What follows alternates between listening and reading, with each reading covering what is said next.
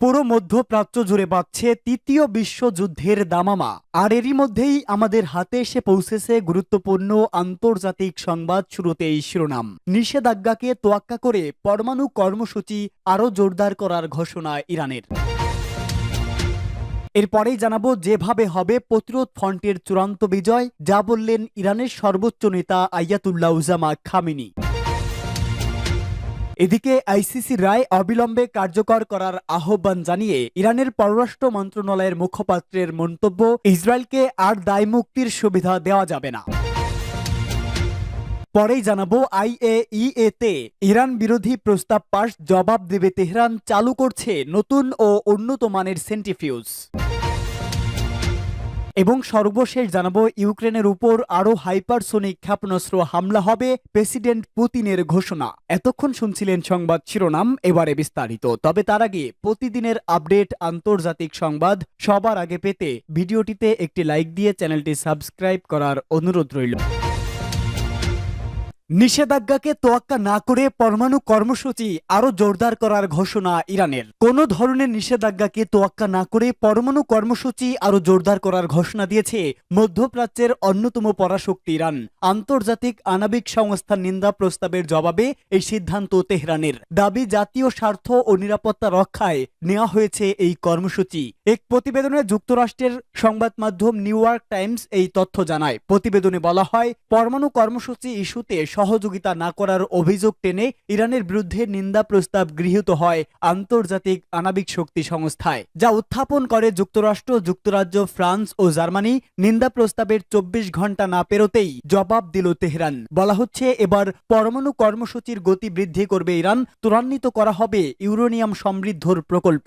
তবে তেহরানের দাবি, জাতীয় স্বার্থ, নিরাপত্তা রক্ষা সহ পরমাণু সক্ষমতাকে বিকাশের জন্যই নেওয়া হয়েছে এমন পদক্ষেপ। দেশটির পরমাণু শক্তি সংস্থার মুখপাত্র বেহরোজ কামাল ভান্দি বলেছে, পশ্চিমারা নানা চাপ আর কৌশল প্রয়োগ করে আমাদের পারমাণবিক অবকাঠামোকে আরও পিছিয়ে দেওয়ার চেষ্টা করছে, কিন্তু তেহরান উল্লেখযোগ্য হারে তার সমৃদ্ধকরণ ক্ষমতা বাড়াবে। ইরানকে রুখে দিতে তারা বিভিন্ন প্রস্তাব উত্থাপন করলেও দিন দিন সেগুলোতে সমর্থন কমছে। এর আগে আন্তর্জাতিক আণবিক শক্তি সংস্থা জানায়, নির্ধারিত সীমা ছাড়িয়ে ইউরেনিয়ামের মজুদ ব্যাপক হারে বাড়িয়েছে তেহরান, 2015 সালের চেয়েও, যা 32 গুণ বেশি। ইসলামী প্রজাতন্ত্র ইরানের সর্বোচ্চ নেতা আয়াতুল্লাহ উজামা খামেনি শত্রুদের বিরুদ্ধে প্রতিরোধ ফ্রন্ট যাতে চূড়ান্ত বিজয় অর্জন করতে পারে সে লক্ষ্যে ইরান সহ তার সকল প্রতিরোধ ফ্রন্টকে সজাগ থাকতে বলেছে। ইরানের শহীদ লেফটেন্যান্ট জেনারেল কাসেম সোলাইমানির মাজারের পাশে এক যুব সমাবেশে তথ্য জানিয়েছে হযরতুল ইসলাম জাওয়াদ হাজ আলী আকবরী। ইরানের সর্বোচ্চ নেতা এই সংক্রান্ত পরামর্শ তুলে ধরতে গিয়ে এই আলেম বলেন, মহান আল্লাহ তাআলার শুকরিয়া, ইসলামের ফ্রন্ট এবং প্রতিরোধের ফ্রন্ট বর্তমানে যে সাফল্য ও বিজয় পাচ্ছে তা নজিরবিহীন। এর আগে মার্কিন যুক্তরাষ্ট্র ও তার মিত্র ইহুদিবাদী ইসরায়েল এত বেশি অপমান ও অপদস্থের শিকার হয়নি। বিশ্ব জগতের প্রতিপালক মহান আল্লাহর প্রশংসা জ্ঞাপন করছি। আমাদের প্রিয় শহীদ কাসেম সোলাইমানি, প্রতিরোধ ফ্রন্টের শহীদ সৈয়দ হাসান নাসরুল্লাহ, ইসমাইল হানিয়া এবং ইয়াহিয়া সিনোয়ার, এরা সবাই আমাদের জন্য মহান বিজয়ের সুসংবাদ বয়ে আনছে ইনশাআল্লাহ। তিনি বলেন, সর্বত্র প্রতিরোধ ফ্রন্টের বিজয়, বিশেষ করে ফিলিস্তিন, গাজা এবং লেবাননে প্রতিরোধ সংগ্রামীদের বৃহত্তর বিজয় অর্জনের জন্য কি ধরনের ব্যবস্থা নেওয়া উচিত তা ইরান ভালো করেই জানে। আমি এ বিষয়ে খোঁজ খবর নিয়ে জানতে পেরেছি, এই সংক্রান্ত বিষয়ে ইরান নিজেদেরকে সজ্জিত করছে। ইরানের বিশিষ্ট আলেম যুবকদের ওই সম্মেলনে বলেন, সর্বোচ্চ নেতার কাছে উত্থাপিত প্রশ্নের উত্তরটি কাসেম সোলাইমানির কবরের পাশে দাঁড়িয়ে পেশ করলাম। ইনশাআল্লাহ তা কল্যাণের উৎস হবে। সবসময় উদ্যোগ, পদক্ষেপ ও কাজের পাশাপাশি আমাদেরকে সতর্ক থাকতে হবে। শেষ পর্যন্ত আমাদের বিজয় অর্জিত হবে ইনশাআল্লাহ।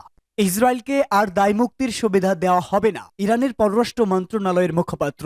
ফিলিস্তিনি ভূখণ্ডে হামলা চালানোর দায়মুক্তির সুবিধা ভোগ করা থেকে ইসরায়েলকে বের করে আনা এবং ন্যায়বিচার প্রতিষ্ঠা করার প্রতিটি পদক্ষেপকে স্বাগত জানাবে ইরান। ইহুদিবাদী ইসরায়েলের দুই অপরাধীর বিরুদ্ধে আন্তর্জাতিক ফৌজদারি আদালত বা আইসিসির গ্রেপ্তারি পরোয়ানা জারির বিষয়ে প্রতিক্রিয়া জানাতে গিয়ে ইরানের পররাষ্ট্র মন্ত্রণালয়ের মুখপাত্র ইসমাইল বাকাই এ মন্তব্য করেন। প্রধানমন্ত্রী বেনিয়ামিন নেতানিয়াহু ও তার সাবেক যুদ্ধমন্ত্রী ইয়োব গ্যালন্তের বিরুদ্ধে গ্রেপ্তারি পরোয়ানা জারি করেছে আন্তর্জাতিক অপরাধ আদালত আইসিসি। আইসিসি বলেছে, ক্ষুধাকে ব্যবহার করে মানবতা বিরোধী অপরাধ সংগঠনের জন্য এই দুইজনকে দায়ী করার যৌক্তিক ভিত্তি রয়েছে। এই সম্পর্কে বাকাই নিজের অফিসিয়াল এক্স পেজে দেওয়া এক পোস্টে লিখেছেন, আদালতের নির্দেশে ওই দুই অপরাধীর বিরুদ্ধে জাতিগত শুদ্ধি অভিযানের বিষয়টিও অন্তর্ভুক্ত করা প্রয়োজন ছিল, কারণ তারা নিশ্চিতভাবেই এই অপরাধ করছে।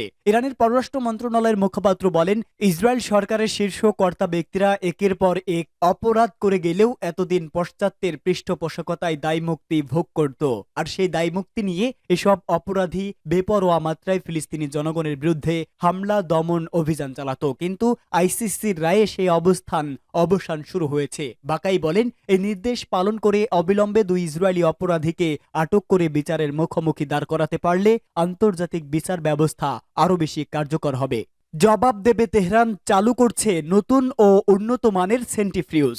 ইসলামী প্রজাতন্ত্র ইরানের বিরুদ্ধে আন্তর্জাতিক আণবিক শক্তি সংস্থা বা আইএইএ যে প্রস্তাব পাশ করেছে তার বিরুদ্ধে শক্ত জবাব দেওয়ার পদক্ষেপ নিয়েছে তেহরান। পাশ হওয়া প্রস্তাবের জবাবে ইরানের আণবিক শক্তি সংস্থা বা আইওআই নতুন উন্নত মানের সেন্ট্রিফিউজ সক্রিয় করেছে বলে জানিয়েছে ইরানের আন্তর্জাতিক বিচার ও রাজনৈতিক বিষয়ক উপদেষ্টা বেহরুজ কামালভান্দি। তিনি বলেন, এতে প্রস্তাবটি পাশ হওয়ার পরপরই পাল্টা ব্যবস্থা নেওয়া হয়েছে এবং উল্লেখযোগ্যভাবে আমরা ইউরেনিয়াম সমৃদ্ধকরণের তৎপরতা বাড়াবো। তিনি বলেন, আমরা বিভিন্ন উন্নতমানের যন্ত্রপাতি ব্যবহার করব, গবেষণার গতি বাড়াবো এবং শিল্প পর্যায়ে এসব যন্ত্রপাতি ও অবকাঠামোগত উন্নয়ন ঘটাবো। কামালভান্দি বলেন, ইউরোপীয় দেশগুলোর চাপ প্রয়োগের কৌশলের মাধ্যমে ইরানের পরমাণু কর্মসূচিকে পিছিয়ে দিতে চায়, কিন্তু আমরা কোনো মতেই তা হতে দেব না। ইরানের এই কর্মকর্তা আরো বলেন, এবার ইউরোপীয় দেশগুলোর তোলা প্রস্তাবের পক্ষে যে সমস্ত দেশ ভোট দিয়েছে তাদের সংখ্যা আগের চেয়েও কম।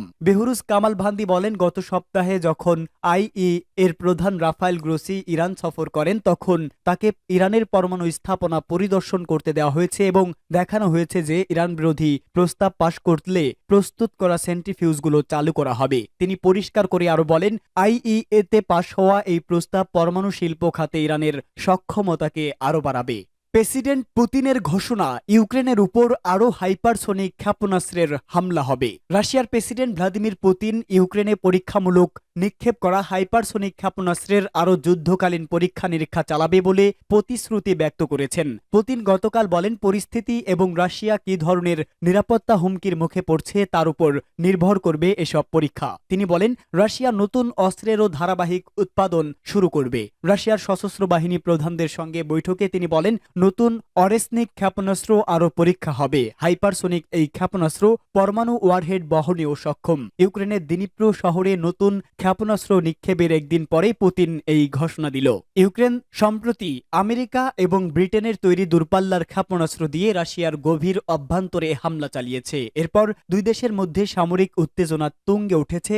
রাশিয়া ইউক্রেনের বিরুদ্ধে বড় রকমের হামলা চালাবে বলে সামরিক বিশেষজ্ঞরা আশঙ্কা করছেন। এ নিয়ে ইউক্রেনের মধ্যে উৎকণ্ঠা ছড়িয়ে পড়েছে।